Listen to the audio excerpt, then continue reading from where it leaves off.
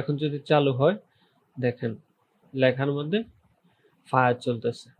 এখন মূলত যে জিনিসটা দেখবো সেটা হচ্ছে একটা টেক্সটের উপরে কিভাবে ফায়ার টাইপের কিছু ওভারলে দেওয়া যায়। তো সেজন্য আমাকে আগে টেক্সট নিতে হবে। এটা হচ্ছে এই যে এখানে টুল থেকে টাইপ টুল দিয়ে আমি লিখলাম এখানে ফায়ার, এই লেখাটা লিখে ফেললাম। তো আমি চাচ্ছি যে এটার একটু ফন্টটা চেঞ্জ করে দেই।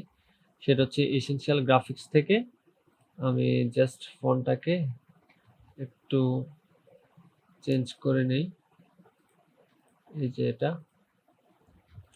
দেন এটাকে একটু বড় করব, এটা এখানে বড় হয়ে গেল।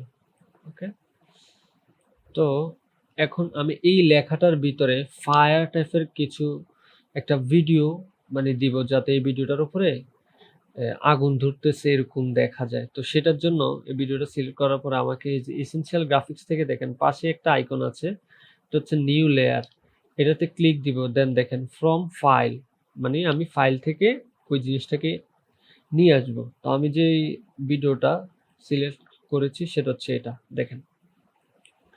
তারপরে এই ভিডিওটাকে আমার এইভাবে নিচে নামিয়ে দিতে হবে। নিচে নামিয়ে দেওয়ার পরে হচ্ছে দেখেন আমি টেক্সটটাকে সিলেক্ট করলাম, একদম নিচে এসে এখানে মার্কস করে দিলাম। দেন দেখেন ফায়ার এফেক্ট চলে আসছে। তো আমি আসলে ব্যাকগ্রাউন্ডটা একটা কিছু দেই, তাহলে জিনিসটা মানানসই হবে।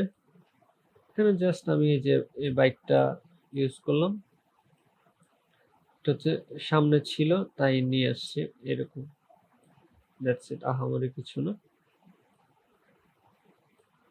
এখন হচ্ছে এই যে এটাকে মোশন থেকে সিলেক্ট করে কাস্টমাইজ করে নেব নিজের মন মতো, অথবা আমি যদি চাই এই ভিডিওটাকেও আমি আমার মন মতো ইয়ে করতে পারি। দেখেন যেখানে ফায়ার বেশি সেখানে ভিডিওটাকে নিয়ে গেলাম, তারপরে এই পজিশনটাকে আবার এনে এই যে এখান থেকে সরিয়ে দিলাম। এখন যদি চালু হয় দেখেন লেখার মধ্যে ফায়ার চলতেছে।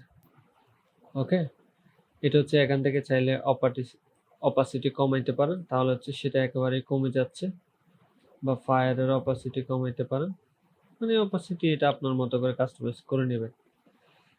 তো আজকের জন্য এতটুকুই, ধন্যবাদ।